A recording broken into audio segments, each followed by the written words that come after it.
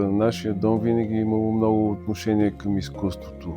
Къщата беше пълна с книги, албуми на художници, грамофонни плочи. И предполагам, че това по някакъв начин е развило в мен отношение към визуалната култура и разбира се, на онези ранни години човек се впечатлява най-вече от прецизната работа на старите майстори, тяхното умение да пресъздадат състояния, характери, портрети.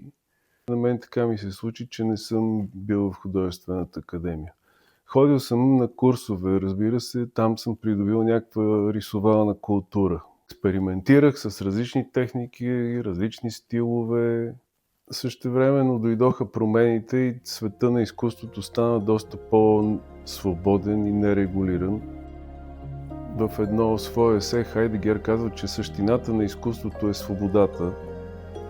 Човек трябва да може в своето изкуство да бъде максимално свободен.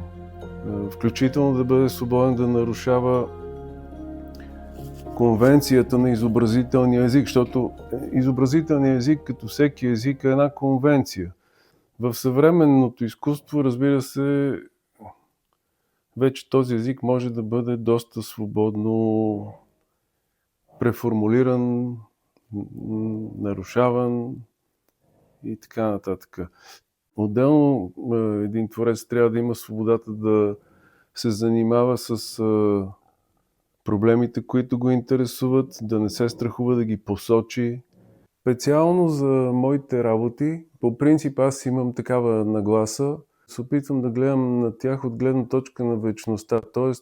извън времето и дори условно бих казал извън пространство. Да, разбира се, много хора са ми казвали така, че в картините ми много силно се усеща пространство, но това не е някакво конкретно пространство, а то е тотално абстрактно.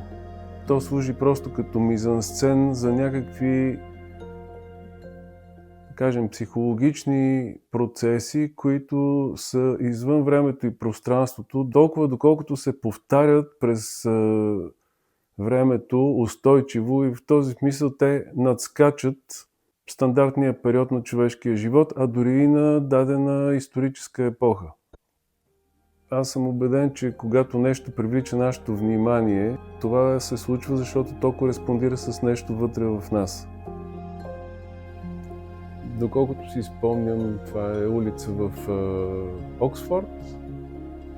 В дъното на улицата има един комин, който е комин на бирена фабрика, която се е намирала там, пред която е седнал един мъж, но в картината той е изобразен само като силует и гледа пред себе си.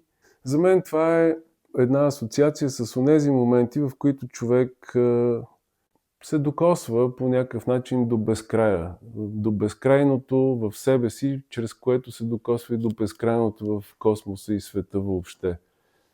Често се опитвам да търся паралели с митични разкази, архетипи, герои, защото те са наистина един, така бих казал, много утвърден език, който всички разбираме. Разбира се, че културата е една форма на дипломация. Финна, деликатна, ненатраплива, но тя показва всъщност на хората, които се интересуват, какво се случва в обществото, което е произвело тази културни продукти. Общото ми впечатление е, че изкуството става все по-освободено и съответно много разнообразно. Тази форма на общуване през диалога вероятно преминава нещо, което е жизнено важно за психиката на човека. Нали? Той постоянно има нужда да се отрази през нещо, през някакъв обект или през събеседник.